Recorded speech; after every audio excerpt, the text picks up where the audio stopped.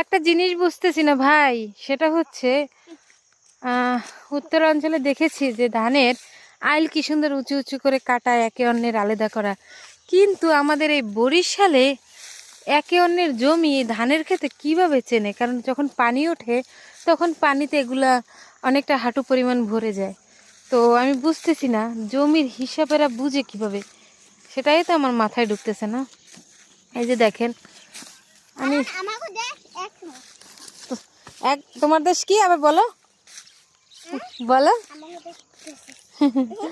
এই যে দেখেন, এরা কাটছে ধান, তার মানে এই অংশটা একজনা, আর এই যে কাটে না তার মানে এই অংশটা অন্য একজনা। কিন্তু আমি বুঝতে চাচ্ছি এখানে তো আমি কোনো উঁচু নিচু কিছুই দেখি না, কিছুই বুঝি না, একে অন্যের হিসাবেরা কিভাবে মিলায় মাথায় ঢুকতেছে না।